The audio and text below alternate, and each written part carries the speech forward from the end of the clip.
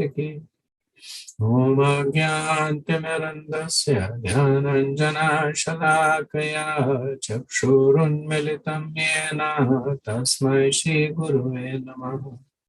Jai Shri Krishna Chaitanya Prabhu Nityananda Shri Advaita Gadadara Shrivasadi Gaur Bhaktavinda. Hare Krishna Krishna Krishna Hare Hare Hare Rama Rama Rama Hare Hare. Mukham karoti vachanam pangam nanyate giri yatkripatamam vandu Shri Gurudinakaranam Paramanandam Madhavam.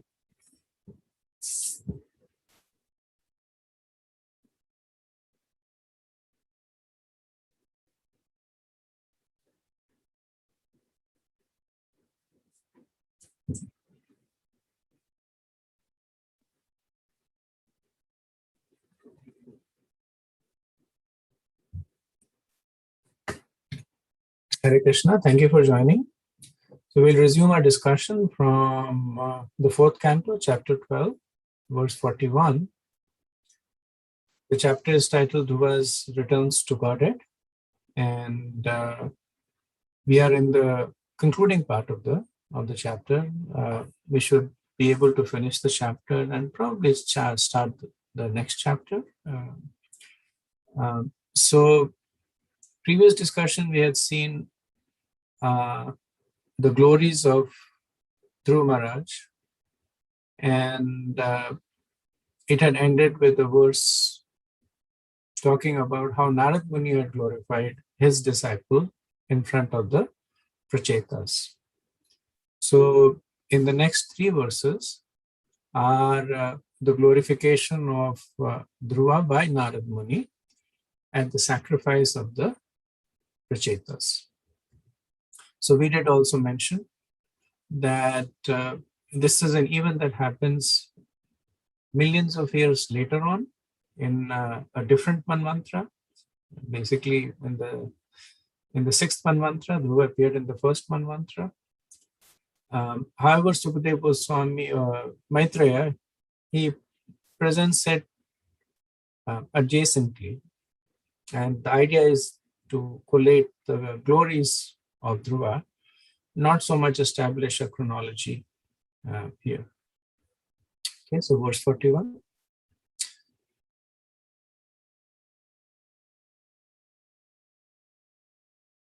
Narad-vacha Nunam Suneta Patidevatayas Tapa Prabhavasya Sutasya Tam Gatim Drishtva Bhiyupayan Apivedvadino Naiva Digantam Prabhavanti Kim Nrupaha. The great sage Narad said, simply by the influence of his spiritual advancement and powerful austerity, Dhruva Maharaj, the son of Suniti, who was devoted to her husband, acquired an exalted position not possible to attain even for the so-called Vedantists or strict followers of Vedic principles, not to speak of ordinary human beings. So Narad begins by glorifying the rarity of somebody like Dhruva.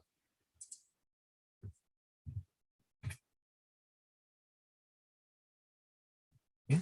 My computer is frozen for some reason. Give me a minute.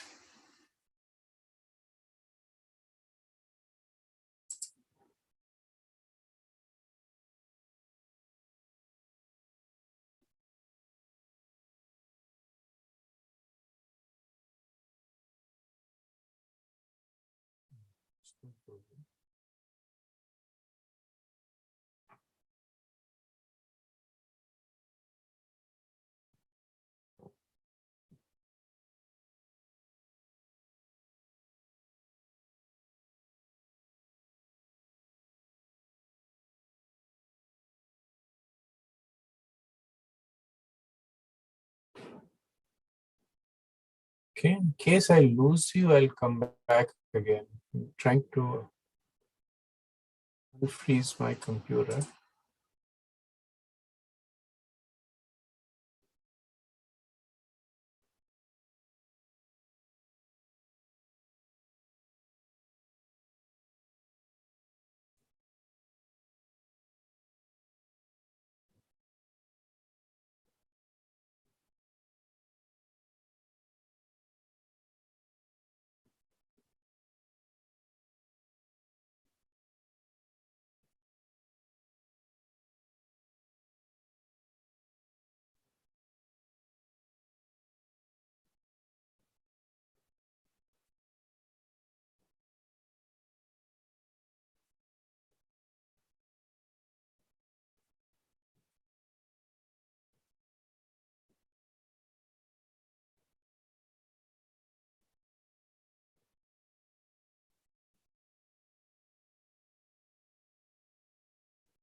Now restarting Word, it seems to be taking a lot of time.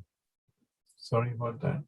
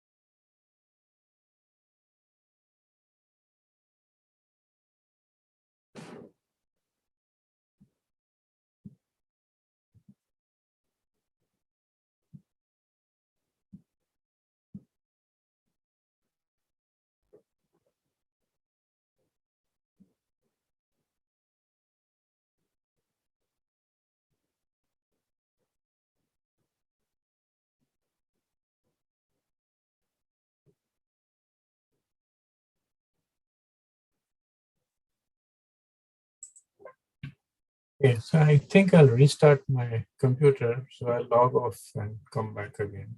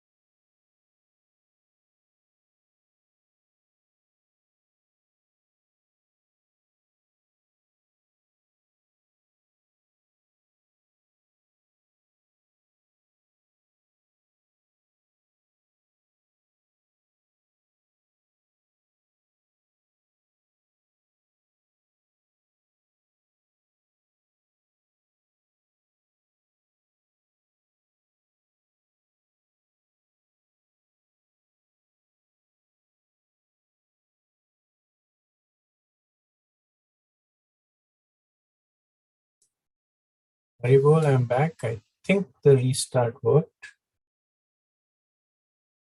So continuing from discussion on verse 41, quickly I'll read the translation again. The great sage Narad said, simply by the influence of his spiritual advancement and powerful austerity, Dhruva Maharaj, the son of Suniti, who was devoted to her husband, acquired an exalted position not possible to attain, even for the so-called Vedantists or strict followers of the Vedic principles, not to speak of ordinary humans, beings. So, Narad Muni, in order to establish the unique position of Dhruva Maharaj, he compares him with those who are strict followers of the Vedic principles. So, what to speak of kings, or what to speak of ordinary human beings, even those who are strictly following the principles of the Vedas, they cannot achieve what Dhruva Maharaj achieved. So Dhruva was the personification of severe austerities. So on seeing his attainment, even sages were surprised, especially given his age. So Prabhupada says that the specific mention of kings is significant because formerly kings were also Raja Rishis. Dhruva Maharaj was a king, and at the same time he was learned as a great sage. Same title is used for Parishit Maharaj also, that he was a Raj Rishi. Same title used for Yudhishthira Maharaj also. Srila Prabhupada also, he kind of extrapolates this comparison. So Narad Muni compares him to those who are the Vedantists or the Karamkandis to show his advanced position. Srila Prabhupada kind of flips it around and shows or condemns the Karamkandis. He says that the word Vedvadina is very significant. Person who strictly follows the Vedic principle is called Vedvadi. They're also called Vedantists, who advertise themselves as followers of the Vedanta philosophy, but who misinterpret Vedanta. The expression Vedvadrata is found in Bhagavad Gita. So this is in chapter 2, verse 42. Yam imam pushpitam vacham pravadante avapashyata Vedvadrata partha.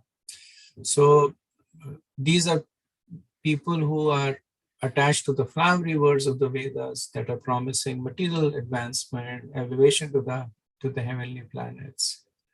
But they miss the essence of the Vedas, which is worship of the personality of Godhead. Okay, moving on to verse 42. Yah panchavarsha gurudar vakshare Vinena yato hridayena duyata Vanam madadesha karujitam prabhum Jigayatad bhakta gune prajitam.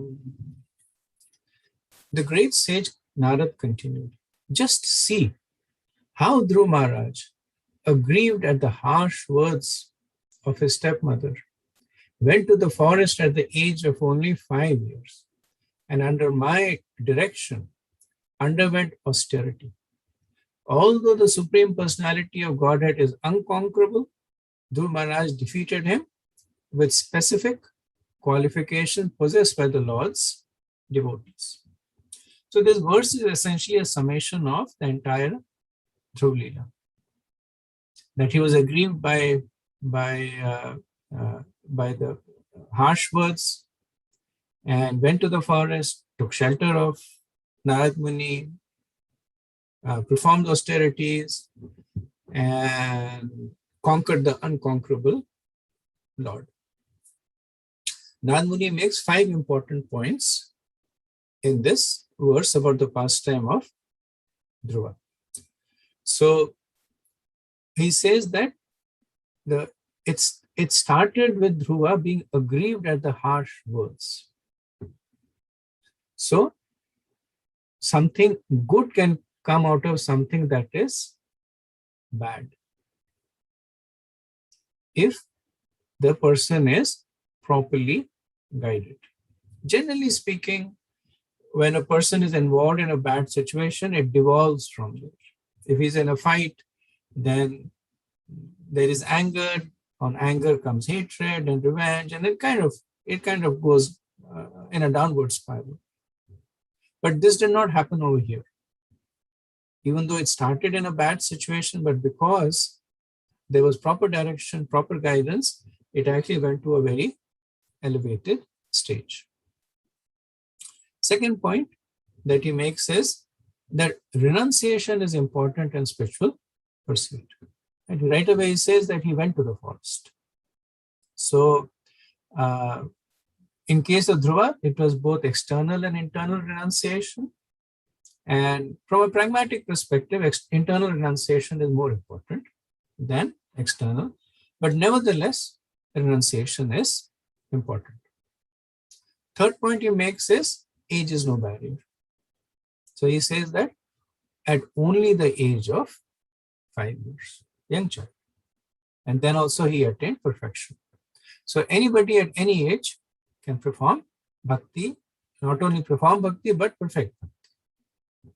Fourth point he makes is Adav Guru Ashrayam, that he took shelter of Guru. That is important. So he had Suniti guiding him, but essentially when he took shelter of Narad Muni, that his devotional life began. And the fifth point is that the Lord happily submits to his devotees. But otherwise, he is unconquerable. So he says that the personality of God is unconquerable, Dhruva Maharaj defeated him. The sentences are in contradiction to one another. Right? If you say that somebody is unconquerable, that means cannot be defeated. But the caveat is that for his devotees, the Lord is conquerable. And Prabhupada says that the sum total of devotional qualities is development of unalloyed love for Krishna. The unalloyed love for Krishna can be achieved simply by hearing about Krishna. Lord Chaitanya accepted this principle, that if one in any position submissively hears the transcendental message spoken by Krishna or about Krishna, then gradually he develops the quality of unalloyed love. So Srila Prabhupada essentially is so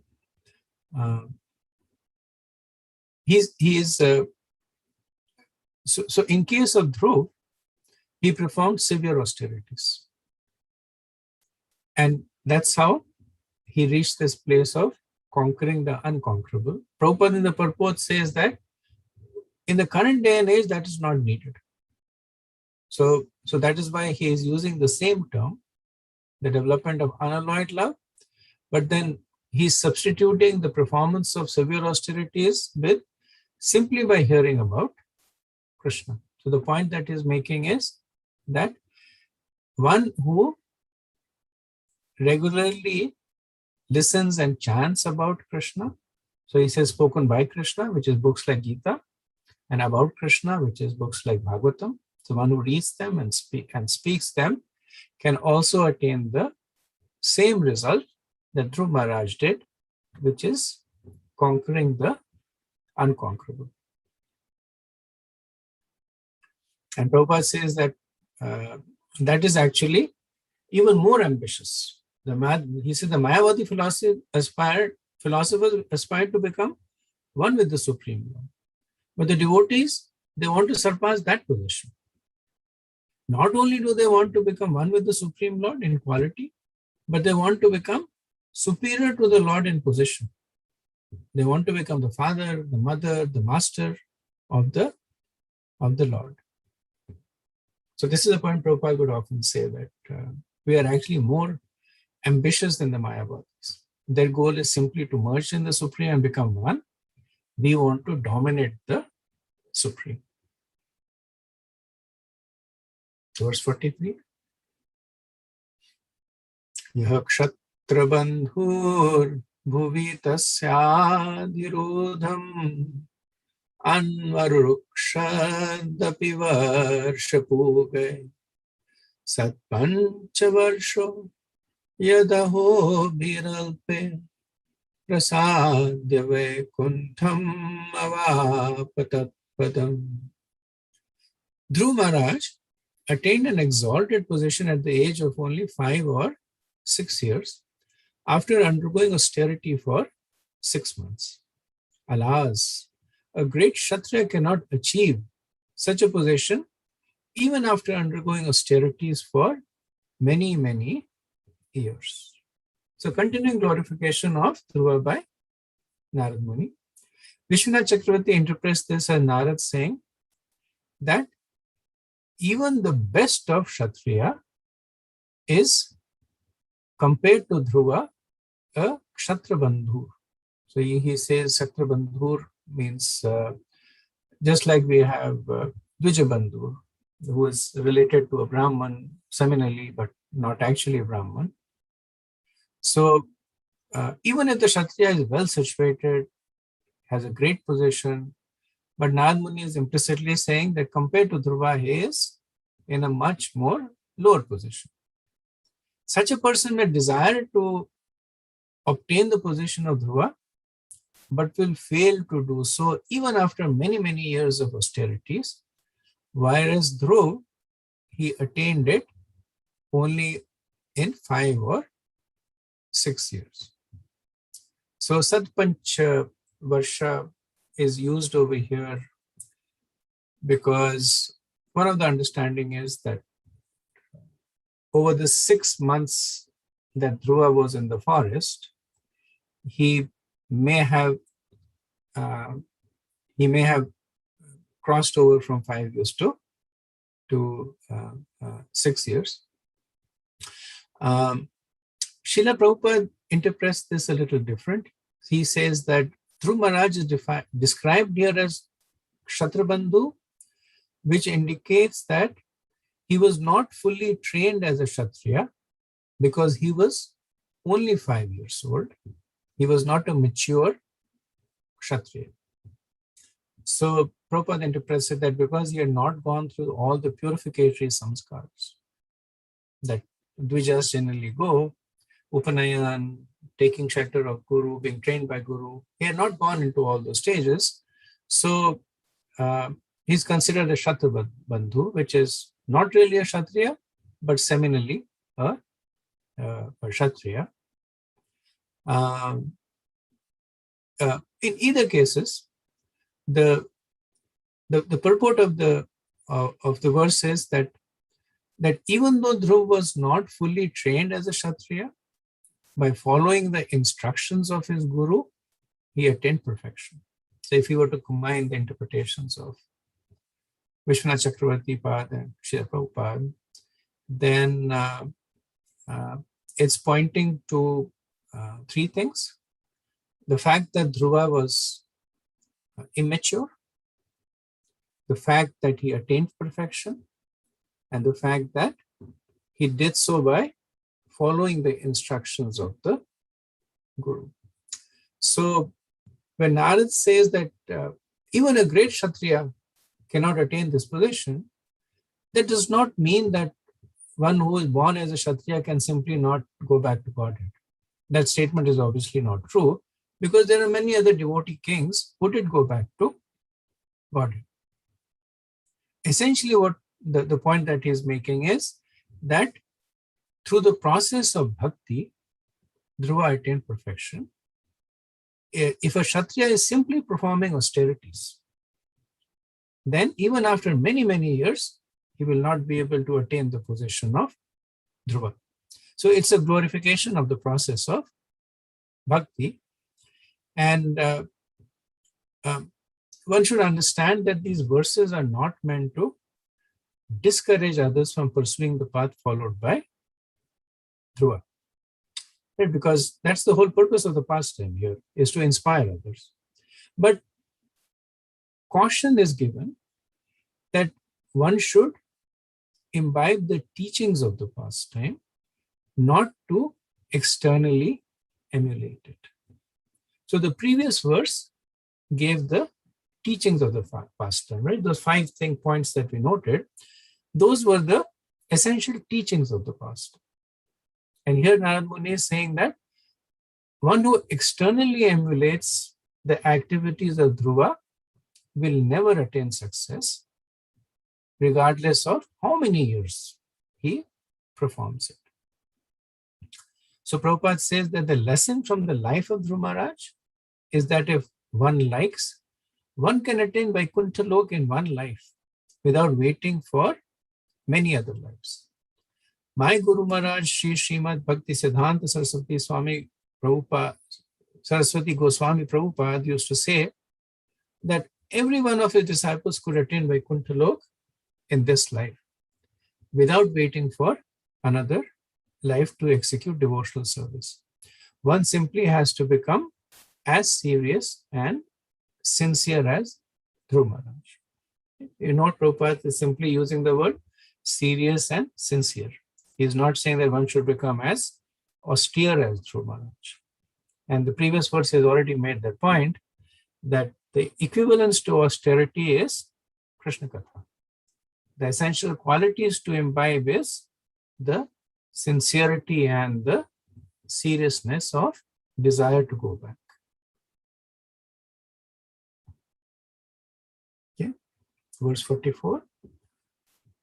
Maitre vacha etate vihitam sarvim yat prashtom mihatvaya Dhruvasyo yasaya yashasas charitam samatam sata. The great sage Maitreya continued, my dear Vidur, whatever you have asked from me about the great reputation and character of Dhruva Maharaj, I have explained to you in all detail. Great saintly persons and devotees very much like to hear about Dhruva Maharaj. So from here till the end of the chapter, which is another 7 verses, is the Falstuti. What is the benefit of hearing Dhruva Leela? So Dhruva Leela began in the 8th chapter of the 4th canto, and it continues till the end of the 12th chapter. So essentially it spans 5 chapters and 266 verses. And one of the longer pastimes that is described in the Bhagavatam. And Maitreya is now concluding with the Falstuti of hearing the pastimes of Dhruva. So in the purport, Srila Prabhupada makes several important points about the need to read the Srimad Bhagavatam in its entirety. So he makes the point that the pastimes of the devotees are as good as that of the Lord. So when Krishna Katha is being glorified, then the pastime of the devotees of Krishna is also being glorified. So one may, if one notices in the Bhagavatam, it probably has more verses glorifying the pastime of the devotees of the Lord than of the Lord. Krishna appears in the 10th canto predominantly, appears here and there, Rest of the Bhagavatam is about the devotees of the Lord, but they are at the same level. So Prabhupada makes this point that everything linked to the point is everything linked to the Lord is as good as the Lord. Right? So he extrapolates it. So he's saying just as the pastimes of the devotees of the Lord are as potent as that of the Lord, anything else linked to the Lord is as potent, which means that the dham, the archa vigraha, the remnants, prasadam, anything that is linked to the Lord is as good as the Lord. Then Prabhupada said the neophyte devotees tend to ignore the portions of the Bhagavatam not directly relating to the Lord. So this is the important point that Prabhupada is making here. And we see that how he is developing this theme logically. So sometimes people don't read the 5th canto because Krishna barely appears there. It has other stuff in it. Large portions of the 2nd canto are dealing with creation, 3rd canto, Sankhya.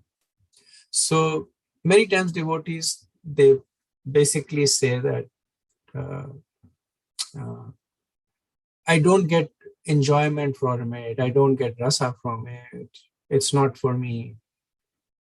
But Prabhupada is making this point that is a neophyte tendency. He says neophyte devotees tend to ignore the portions of the Bhagavatam not directly relating to the Lord. And so the conclusion that he makes is each and every word of the Bhagavatam should be read scrutinizingly. Later on, he said that there are the professional Bhagavad reciters who abruptly go to the Ras Leela chapters of the Srimad Bhagavatam, as if other portions of the Srimad Bhagavatam are useless.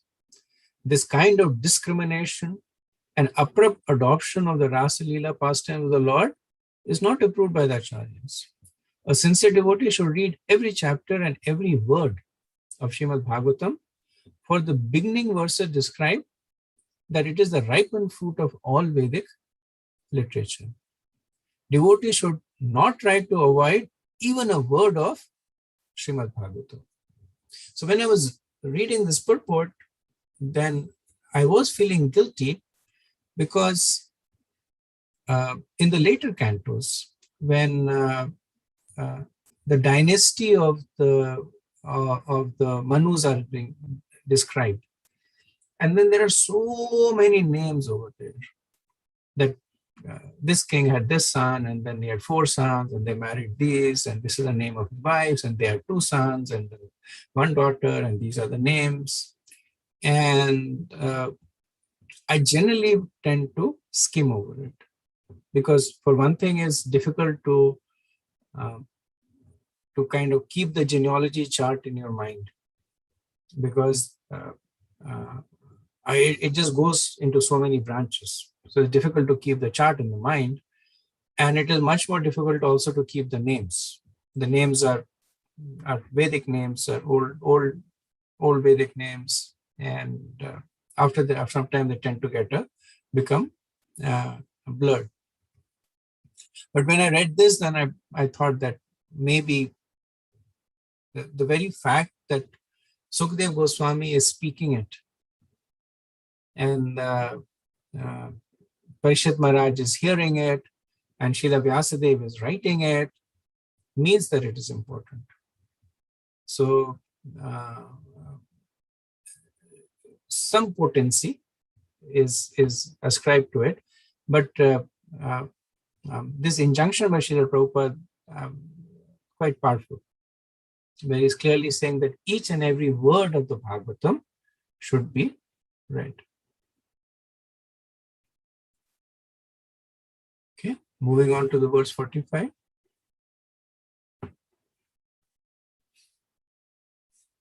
Dhanyam yashamayusham punyam swasti ayanam maha Swargyam Dravyam Somanshayam Prashasyam Maghamarsanam. By hearing the narration of Dhruva Maharaj, one can fulfill desires for wealth, reputation, and increased duration of life. It is so auspicious that one can even go to a heavenly planet or attain Dhruva Loka, which was achieved by Dhruva Maharaj just by hearing about him. The demigods also become pleased because the narration is so glorious and it is so powerful that it can counteract all the results of one's sinful actions.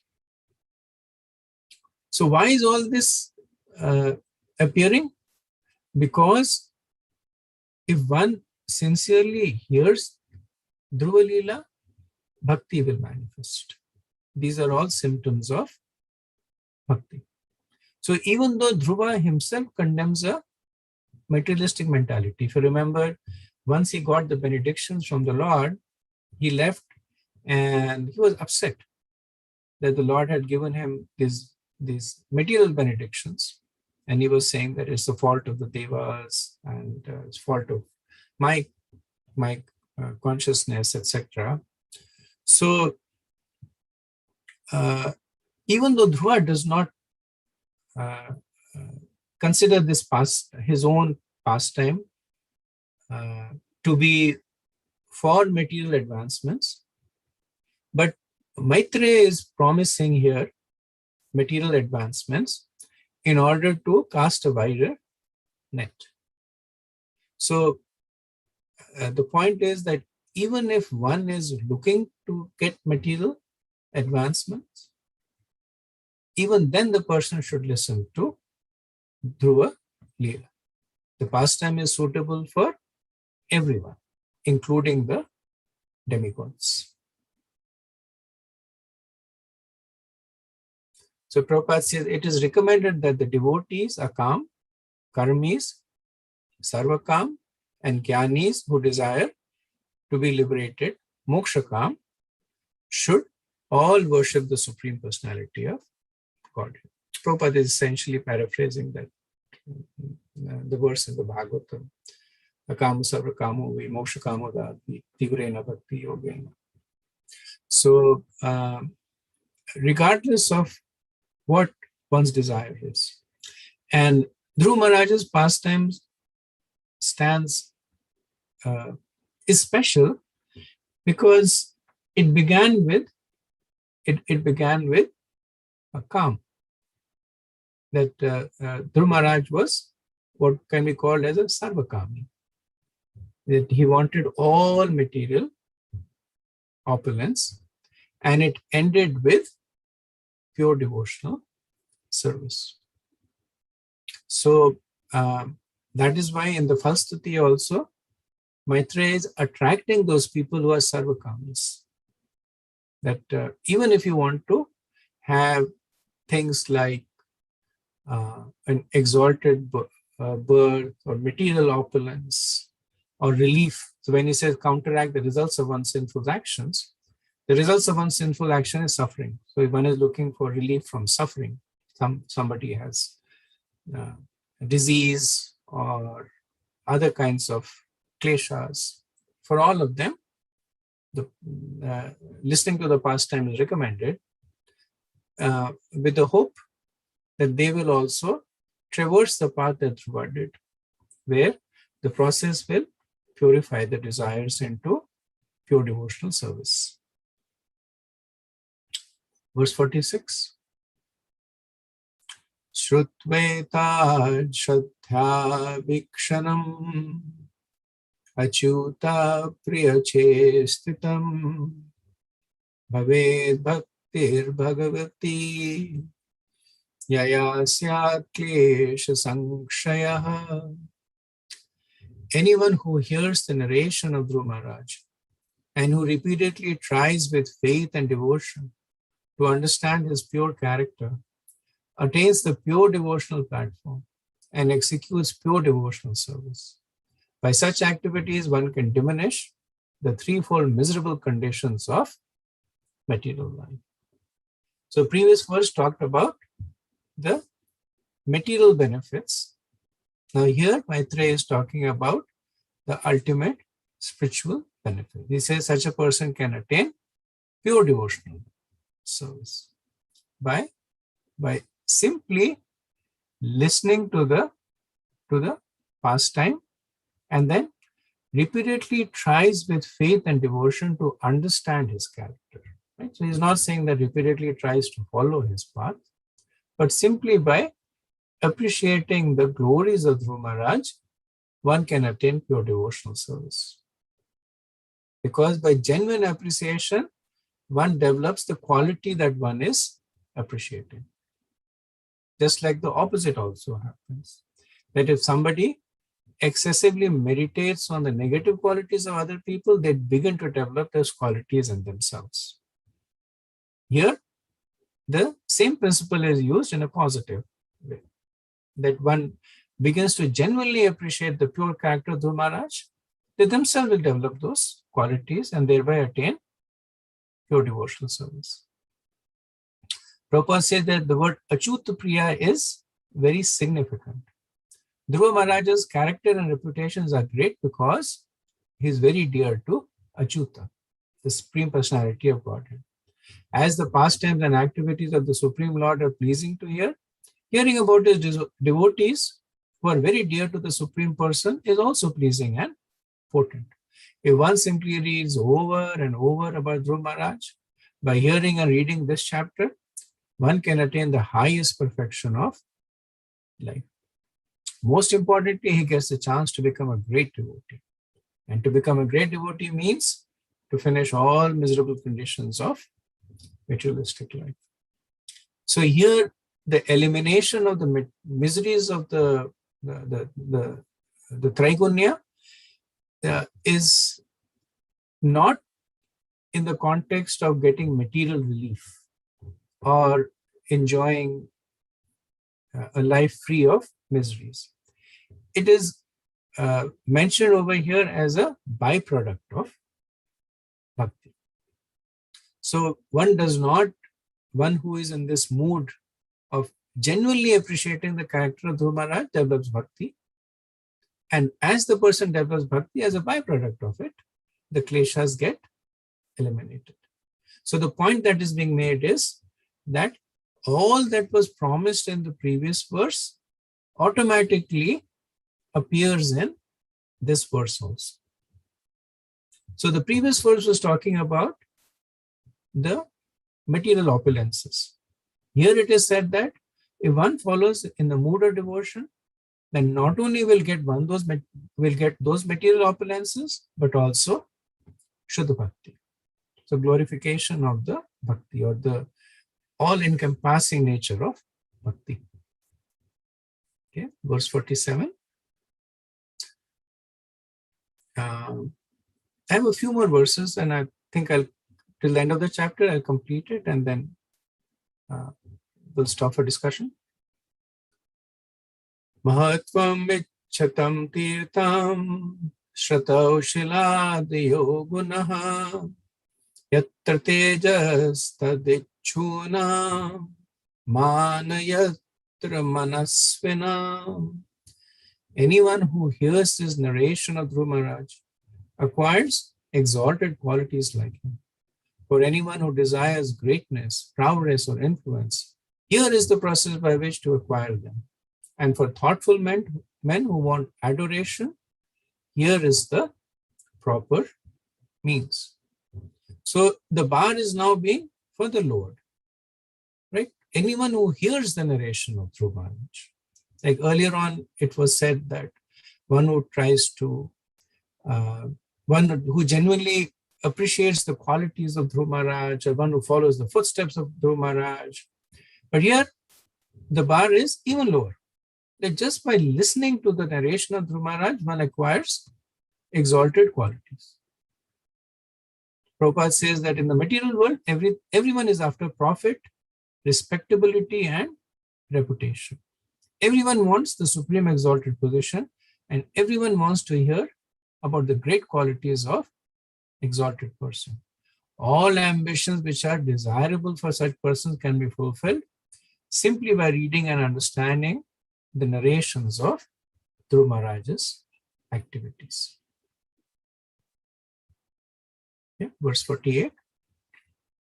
Prayata ki tayat prata samvade dve janmana shayam cha punya shlokasya Dhruvasya charitam mahat. The great sage Maitreya recommended one should chant of the character and activities of Dhruva Maharaj both in the morning and in the evening with great attention and care in a society of Brahmanas or other twice borns. So,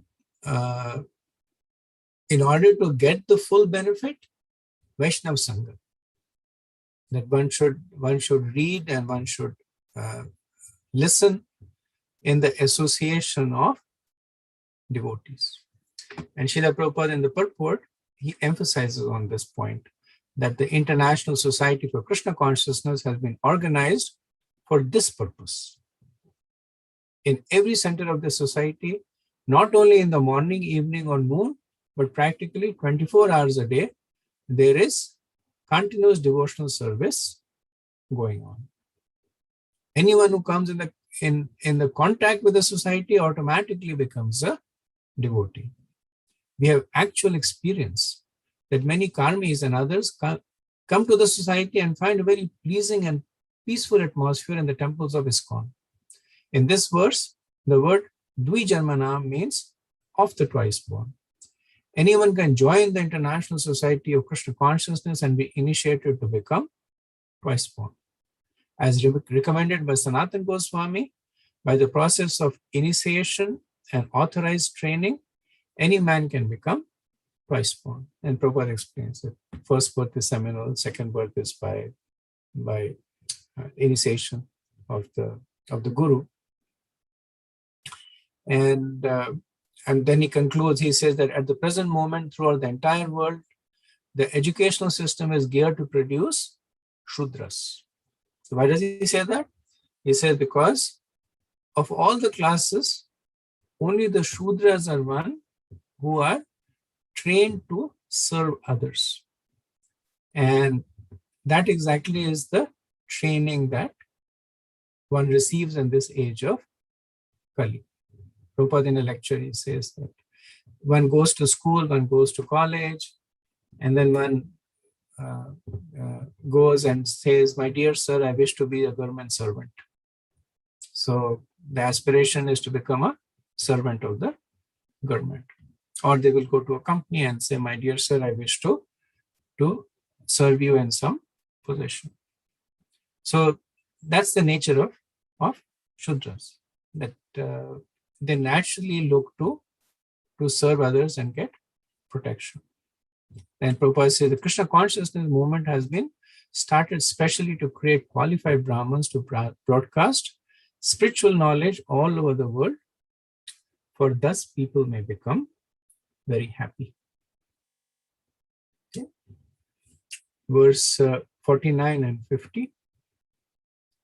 Purnmashyam sinivalyam dvadashyam shavane tatva dinkshaya vyatipate shankrame radine piva Shravaye Kshadhadanam Tirthapadpadashrayah Necham Statramanatmana Santushta iti siddhyati.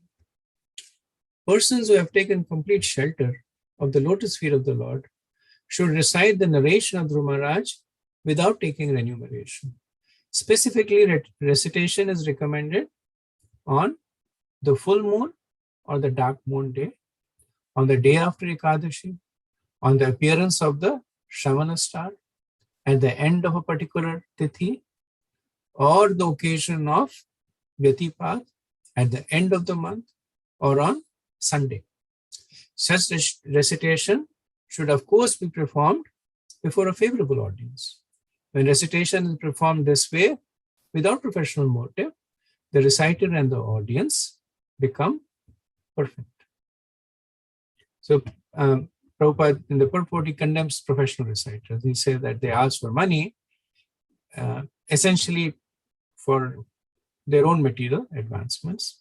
So neither are they making spiritual advancements nor the audience are making it. So he says, therefore, strictly forbidden to recite Srimad Bhagavatam as a profession to earn a livelihood. So who can do it? One, he says, who is surrendered to the lotus feet of the Lord, depending fully on him for the maintenance. The process can be summarized as follows. The audience must be faithfully receptive to the Bhagavad.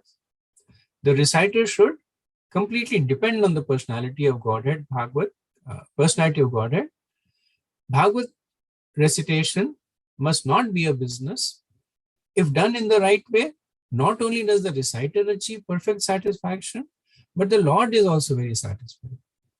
And with the reciter and the audience. And thus both are liberated from material bondage. Right? When the 9 processes of devotional services are glorified, then it is said that Sukadeva Goswami acquired perfection by Kirtan. And Parishit Maharaj, he acquired perfection by Shramana. Both of them were on the same platform. Verse 51. Jnanam agita tattvaya yo dadyat satpate mritam kripalor deenanathasya devas tasya anugranate. The narration of Dhruva Maharaj is sublime knowledge for the attainment of immortality. Persons unaware of the absolute truth can be led to the path of truth. Those who out of transcendental kindness take on the responsibility of becoming master protectors of the poor living entities automatically gain the interest and blessings of the demigods. So this verse is talking about the additional glory of one who speaks Dhruv Katha. So the devas become favorable, which implies that all material auspiciousness prevails. And Prabhupada says that generally people, they try so hard to please the devas through various karma kanda process. But from this verse, we can see that simply by hearing or speaking Dhruv Katha, the blessings of the demigods are automatically attained, and much more so.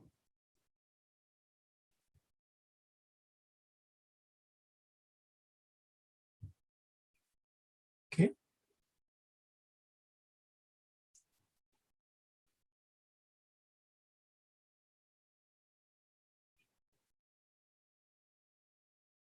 So this is the end of the Falstuti, and I'll quickly summarize it, and after that I'll pause for discussion. So what are the benedictions that are given? So Dhanya, wealth, Yasasyam, fame, Ayushman, long life, Punyam, piety. I'll send this table to you, so you don't have to note it. Swastyanam, good fortune, Swargayam, position in heaven, Dhravyam, Dhruvloka, Agamarshanam, destroys all sins. So all these are in the verse 45. Then Bhaved Bhaktir Bhagavata, the bhakti to the Lord develops. Klesha Sankashya, all sufferings are destroyed. Then Shaladya Gunaha, and one acquires exalted qualities like Dhruva, Mahatvam, Ichhatam, Tirtham. That for those desiring greatness, one gets greatness. Yatra Tejas Tad Ichhanam. Those desiring power get power. And mana yatra manasvina. And those who want intelligence, they get respect. So these are in the verse 47. Then in verse 48 to 49, when to recite Dhruva Leela. And some of them are technical, but it looks like almost any time is a good time. So it says Prata Shayam Cha, morning and evening. Paurmashiyam, full moon. Then Sinivalyam, no Amavasya, no moon. Then Dwadasyam, day after Ekadashi. Shravane. Shravane is the day when the Shravan star appears. Then Dinakakshya, that end of a Tithi. Then Vyatipad.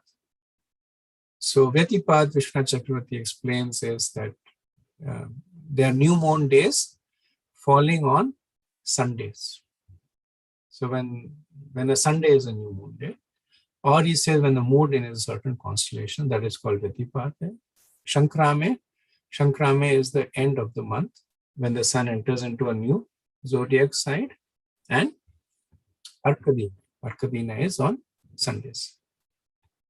And then qualities of the speaker and the audience are in verse 50.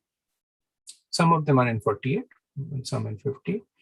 Then Prayata Kirtiyat, that with great attention and care, this is for both the speaker and the audience. Then Samvaya Dvaya Janmana, in the association of Brahmanas. This is again for both speaker and audience. Shraddha Dhanam, this is for audience, that they should listen with faith. Tirthapad Padashraya, that again for the audience, that those were devotees. Na Ichchantatra, this is for the speaker, not desiring any remuneration. And Atmana Santushta, self-satisfied, again for the speaker.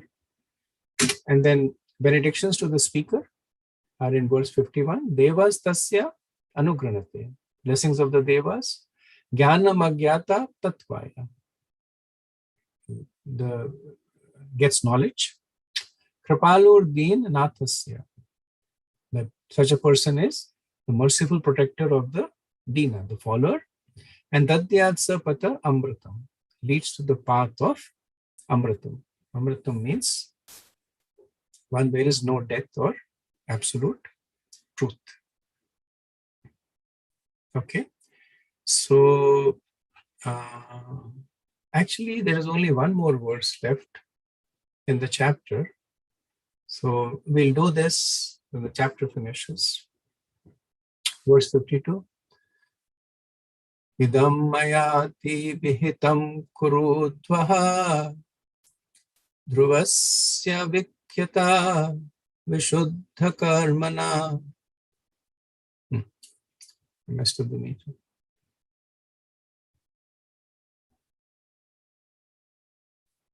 Idam mayati vihitam kurudvaha Dhruvasya vikyata vishuddha karmana hitva birkaha kridan kanimatu graham cha vishnum sharanam yojagama.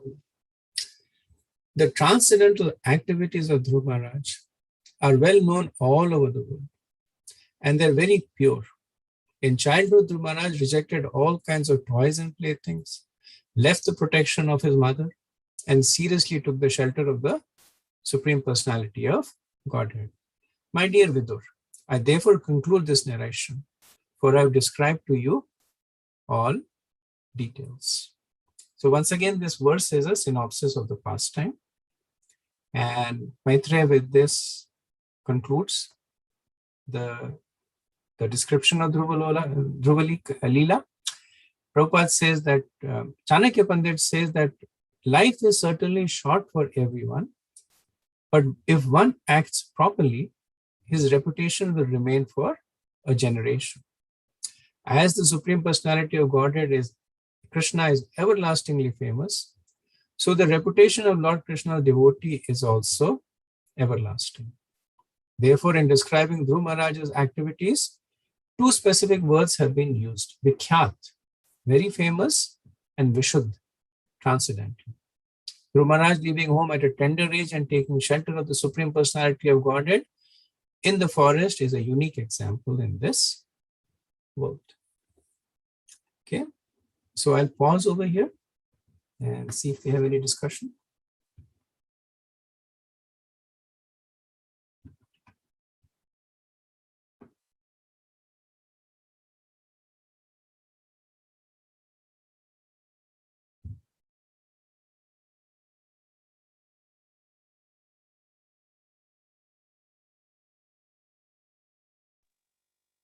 Hare Krishna Prabhu.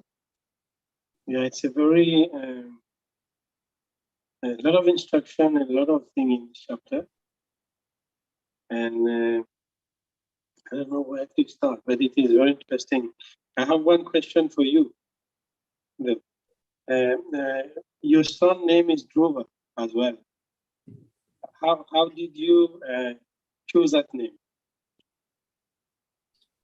I think it was a coincidence, because when our son was born, we were not in Krishna consciousness at the time.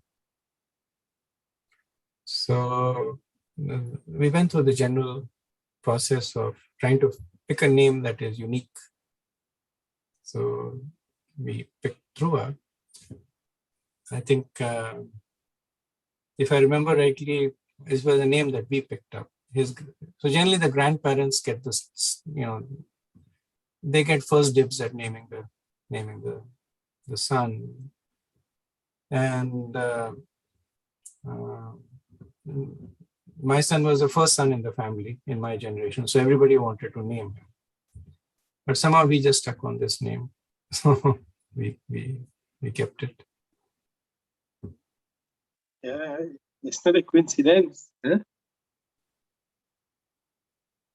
Well, yeah, at least when we say his name, we get to think of the real Dhruva. Yeah. Yeah, very nice.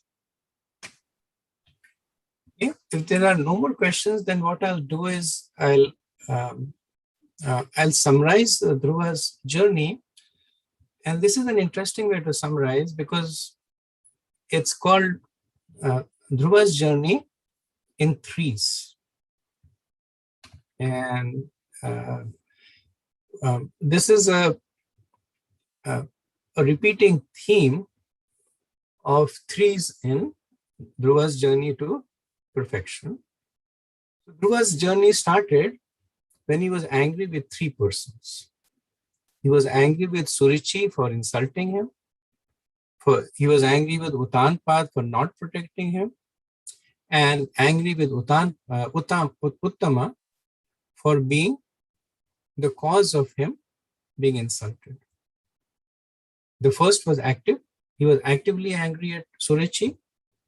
He was indirectly active at Uttanpad, and he was passively angry at Uttama. He was more, we can say, resentful of Uttama. What happened next? Surichi gave three recommendations to Dhruva. Worship Lord Vishnu, give up your body, and take birth in my womb. Right? You remember when Surichi was sarcastically speaking to Dhruva, she told him these three things: that you should worship the Lord, so that when you give up your body, you take birth in my womb. So three things she told Dhruva. In his journey, Dhruva takes instructions from three personalities: from Suniti, from Narad, and from Swayambhavu Manu. So we see that when the battle with Yakshas was happening, then Manu came and gave him nice instructions. Narad was his actual guru, and Suniti gave him the instructions by which he started out. Suniti gave three instructions to Dhruva. Don't wish for anything inauspicious for others. Give up your envious attitude and engage in the worship of the Lord. Then when Dhruva takes shelter of Narad Muni, he gives Dhruva 3 ways to surpass miseries. So he says the key to surpassing miseries is do these 3 things. That if you meet with somebody who is more qualified, you rejoice. Less qualified, show compassion. If you meet with a peer, be friendly. So this was when Narad Muni was in the testing phase. And then he says that you're angry, you're upset. But let me tell you the key to surpassing miseries. Do these 3 things, which of course Dhruva does not accept. Then Narad Muni gives Dhruva 3 ways to worship the Lord. So he says that you worship the Lord by your mind, which is through the practice of Astanga Yoga, by your tongue, by reciting Om Namo Bhagavate Vasudevaya, and by your body through Archa Vigraha Seva. Then Dhruva's austerities are also in 3s. That he began by eating once in 3 days. Then he was eating once in 6 days. Then he was eating once in 9 days. And then after that, he was breathing once in 12 days. The impact of the austerities of Dhruva Maharaj are 3 in number. That because of the austerities, the whole universe was, first it was trembling, then it was rocking, and then it was suffocating. When Dhruva Maharaj sees the Lord, then 3 Ashtasattvic bhavas appear in him. So first, he was drinking the Lord with his eyes. Second, he was kissing the lotus feet with his mouth. And third, embracing the Lord with his arms, as if he wasn't actually doing it, but as if he was doing. So these, Prabhupada says, these were the Ashtasattvic bhavas that were appearing in him. In praying to the Lord, Dhruva speaks about 3 kinds of happiness. He speaks about material happiness, impersonal, and happiness derived from devotional service. Then further on in the prayers, Dhruva glorifies the Lord as Tri Adhisha. So Tri Adhisha means master of the 3s. So he is master of the 3 gunas. He is the master of the 3 purushas, the purushavatars, Garbhodakshaya, Karnodakshaya, Shodakshaya. He is master of the 3 pairs of opulences, the wealth, fame, knowledge, power, renunciation. He is the master of 3 energies, the Antarangini, Tathashta, and Bahirangini. And he is the master of 3 levels of existence, Sat, Chit, and Anand. So he is Tridasha. Then Dhruva's efforts are glorified by the Lord as, so Dhruva, when the Lord is glorifying Dhruva's efforts, he says that Sat Sankalpena, that with great and pure devotion, Dhimata, spiritual intelligence, Abhistuta, you have worshipped the Lord. So three aspects of Dhruva's efforts are glorified. Then when the Lord gives benediction to Dhruva, he gives him 3 benedictions. He says, Bhukti, material opulences, 36,000 years of rule as a youth. Mukti, second thing, residence in Dhruvaloka. And then Bhakti, constant remembrance of me till the end of his life. Then Dhruva is upset at the material benedictions. So he attributes 3 agents that have caused it. So he says that it is because of the influence of the envious devas, it is because of the influence of Maya, and it is because of my own ignorance. When Dhruva Maharaj returns, then Suniti is glorified in 3 ways. So she is glorified as the mother of a great personality, as the mother of a great devotee, and a woman with good fortune. Later on, when Maharaj Uttanpad enthrones Dhruva, then he cites 3 reasons. He says that Dhruva has the approval of the ministers, he has the love of the citizens, and he himself is displaying maturity. Then later on, when Swayambhavu Manu is instructing Dhruva, then he gives him 3 instructions. So he talks about the position of Krishna. Right? He says Krishna is the cause of all causes, but he's neutral, unaffected, and inconceivable. Then he says that destiny is responsible for all good and bad things. And third, he says is that devotees remain unaffected by all this. And he says it in many verses, but it condenses to these 3 instructions. Then 3 reasons why Kuvera is pleased with Dhruva. Kuvera states these 3 reasons. He says that you are sinless. Yeah, right? He says, Aranga, you are sinless.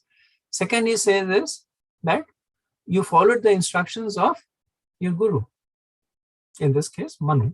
He says you followed the instructions faithfully to stop killing the yakshas. And third, he says is that you gave up your enmity to the yakshas, which is very difficult to do so. And then Kuvera also gives 3 instructions to Dhruva.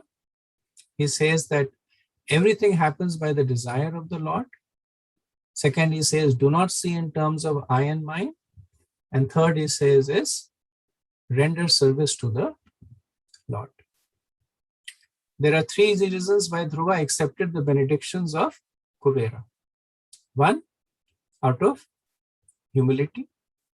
2, he wanted to negate his offenses against Kuvera because Kuvera was a Vaishnava. And third, he considered any benediction that is favorable to his spiritual advancement as acceptable. So for these 3 reasons, he accepted benedictions. When Dhruva was ruling, it is said that he passed many, many years favorably executing 3 kinds of worldly activities, namely religiosity, economic development, and satisfaction of all material desires. Right? Dharma, Artha, and Kam. 3 qualities of Dhruva as a king that were appreciated by the citizens. Protector of Dharma, respectful to the Brahmanas, affectionate to the miserables. 3 things done by Dhruva as a ruler. He exhausted his piety by enjoyment. He exhausted his impiety by austerities. And he performed bhakti. 3 acts of Dhruva at the end of his rule. He realized that the cosmic manifestation is the Lord's illusory energy. He renounced his kingdom and he went to Badrika Ashram. Then Dhruva performed 3 things when he went to Badrika Ashram. He performed Astanga Yoga. After that, he became absorbed in Prema Bhakti. And then finally, he liberated himself from material bondage. Before going back to Vaikuntha, Dhruva does 3 things. He does Krita Abhishek, he takes a bath. He does Krita Nitya Mangala, he performed his daily ritualistic activities. And Abhavayadat, he offered obeisances to the sages and accepted their blessings. And what does Dhruva do before going back to Godhead? He circumambulates the chariot, gives obeisances to Nanda and Sunanda, and he desires for his mother, Suniti, to join him. So this is the end of the journey of Dhruva Maharaj. And obviously a source of great inspiration for. So I'll pause here again before we start the next chapter, 13th chapter, and see any comments. Hare Krishna, Prabhuji. Thank you so much, Prabhuji. This nice three-way summary. Because it's pretty much covered the whole Dhruva's pastime. And also there are a lot of practical instructions in the three-way summary, like even a few of them, if we could remember in life, like that would do kind of magic for us. If possible, like, can you share that summary, Prabhuji, of these threes? Yeah, I'll put it in the, I'll send the document to Prem Kishore Prabhu. I'll put it over there. Sure, Prabhuji. Thank you so much, Prabhuji. Sure. Because essence also we can easily remember, like some of the three things, that he was angry, or what Suniti gave instructions, what he followed. So yeah, thank you. Sure.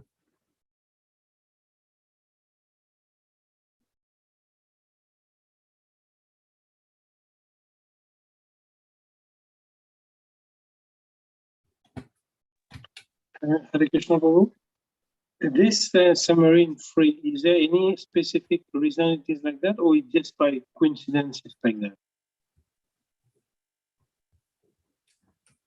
I think it's mostly by coincidence. I haven't read anywhere that there is a reason why this is given. It's just that when I was reading the pastime, rereading it, then it stuck to me that this rhythm of threes was right from the very beginning to the end of the pastime. That's beautiful. Yeah, it was fascinating to me also.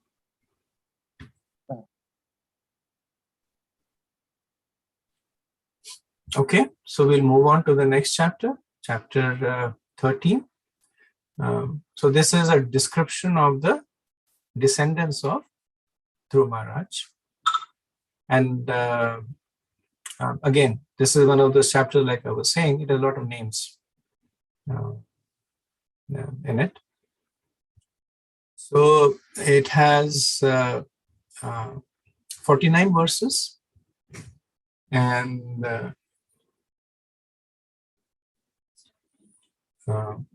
it has 49 verses, and essentially the flow is that if you remember in the previous chapter, there was Narad Muni, Maitreya said that Narad Muni glorified Dhruva's pastimes in the Yagya of the Prachetas. And that is the trigger point to it, that the chapter opens up with Vidur inquiring about the Prachetas. Like he said, you talked about the Prachetas. Who are these Prachetas? Now the Prachetas are distant descendants of Dhruva Maharaj. So Maitreya, then he starts describing the descendants of Prachetas.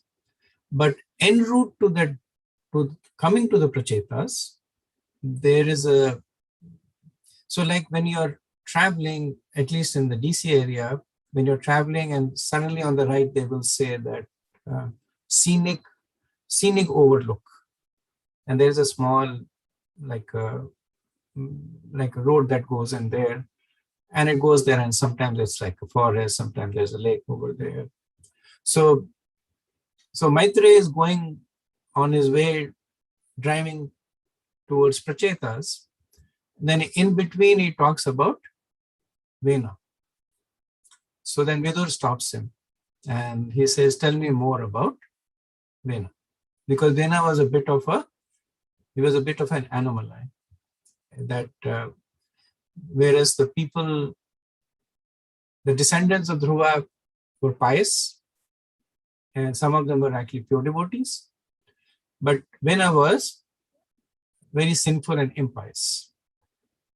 So Vidur inquires about how did Vena take birth, and what happened after he took birth. So most of the chapter is actually about, not most, I would say half the chapter. Half the chapter is about the descendants of Dhruva. Half the chapter is about King Vena.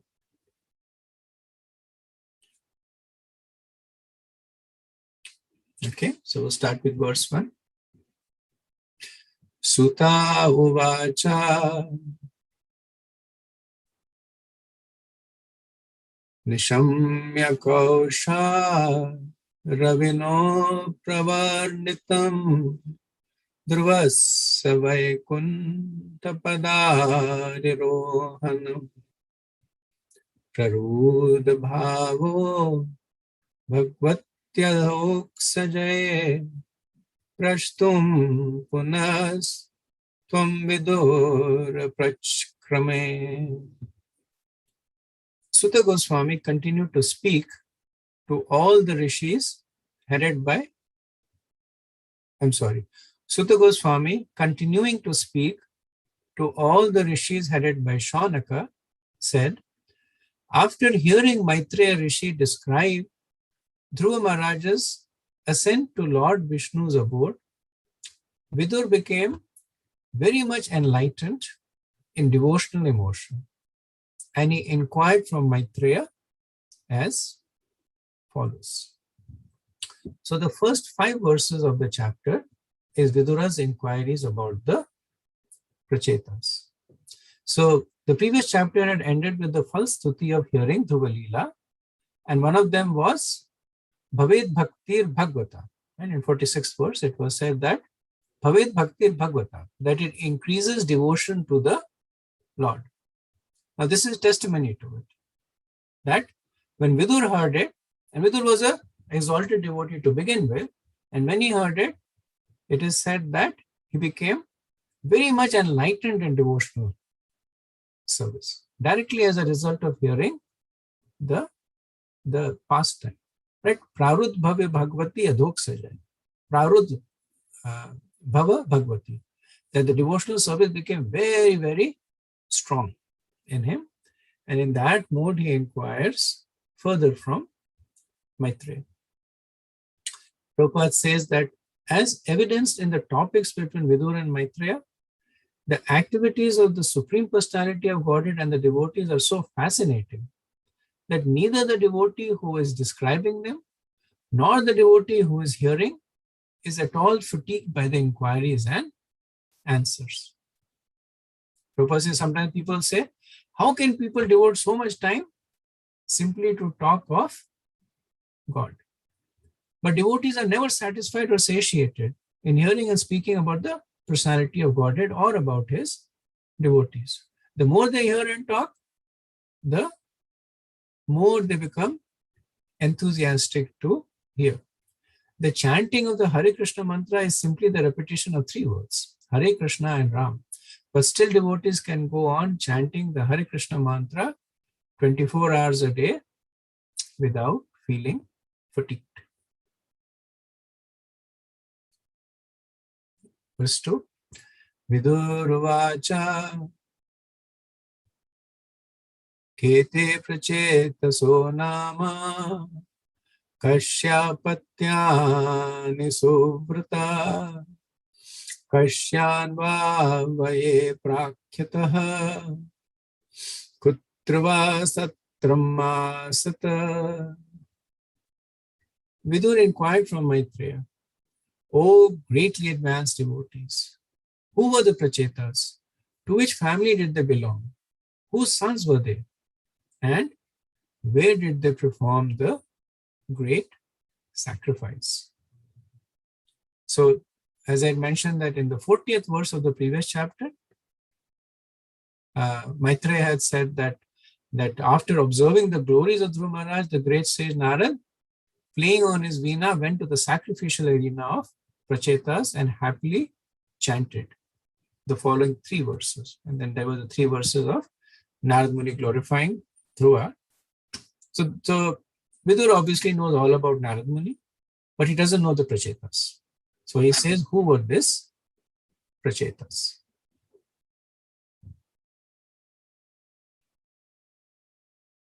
Okay, so I'll pause here because the next verse is actually, even though it's not a long verse, but I want, because it talks about the Pancharatrik Vidhi.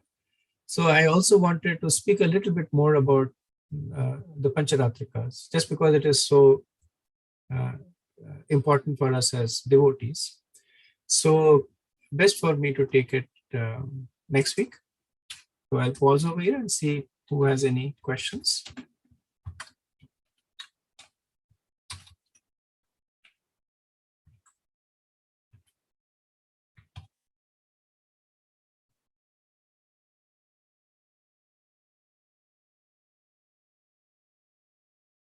Okay, so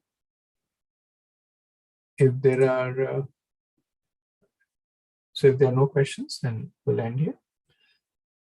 Vanchakalpatarubhayasya kripa sindhubhya eva cha patitanam pavanebhyo vaishnavebhyo namo namah. Anant Koti Vaishnavrind ki jai, Shila Prabhupada ki jai, Nithai Gaur Premanand, Hari Hari Bol. Dhruva Maharaj ki jai. Hare Krishna. Thank you. you. Thank you, Prabhu. Hare Krishna.